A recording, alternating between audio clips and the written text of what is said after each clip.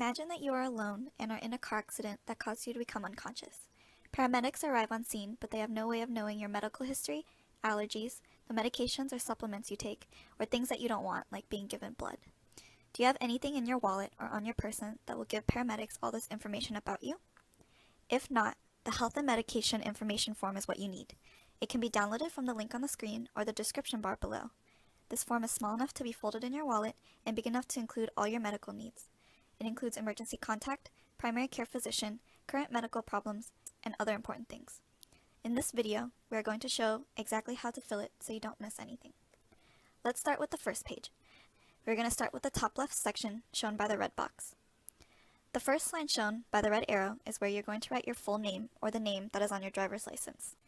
The second line that says DOB stands for your date of birth.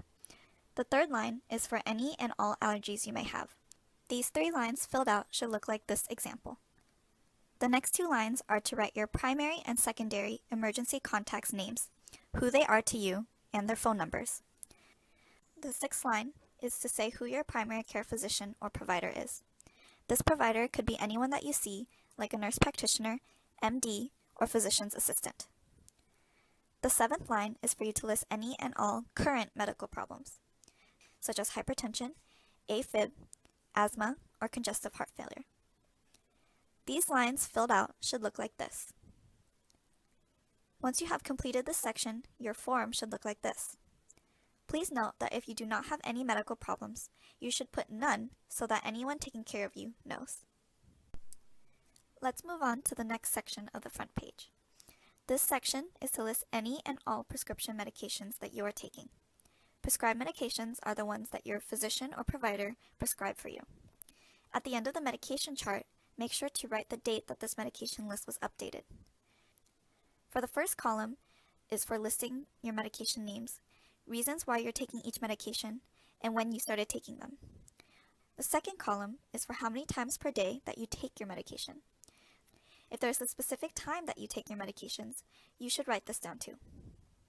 The third column is for how much you take each medication, known as a dose. If you take a medication more than once a day, you should put how much you take each time, not the total amount. The fourth and last column is for how you take your medications. For example, is it taken by mouth, inhaler, or by injection? If it is by injection and you have a specific place you inject, such as your left arm, you should include that on the form. Here is an example of what your form may look like filled out. Please note that if you do not take any prescription medications, you should write none on the form. We have completed the front page. We can now move on to the back page. The top left of the back page has another medication chart. This chart is just like the medication chart we just filled out, except it is for over-the-counter medications that are not prescribed by your primary care provider, such as Tylenol, cold medicine, nose spray, any herbal remedies, vitamins, or supplements that you take. Please fill this section out in the same way that you did with the medication chart. Once filled out, the chart should look like this. Let's move on to the top right section of the page. The first section is for you to write in any past or not current medical and or surgical history and the date that it occurred. For example, you could write if you had any surgeries, previous strokes, or heart attacks. The second line is where you should write your current medical insurance. Please make sure to include all insurances that you have, such as Medicare and SCAN. The third line is for you to write the name and phone number of the pharmacy you use to get your prescription medications. The last line is a simple yes or no question regarding if you have a disaster plan. This plan includes where you will meet your family or friends if a disaster were to happen, such as an earthquake. This section filled out should look something like this. Let's move on to the last section of the health and med form. At the bottom of the page is where you'll find advanced directive information and provider information. Let's start with the left side first. This section is where you can say if you have an advanced directive, 5 wishes document, or pulse form filled out.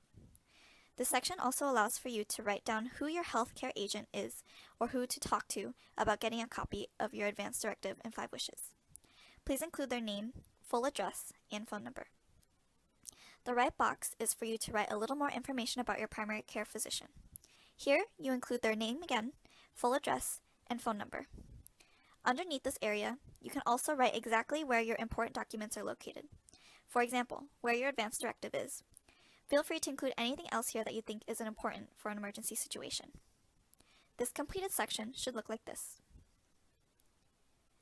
You have completed your health and medication information form. This form will greatly help you and those who might care for you during emergency situations. We hope you enjoyed this video and that has been very useful. If you can, please also complete a 2-minute survey to help us determine the usefulness of this video. Thank you very much for your interest in this subject.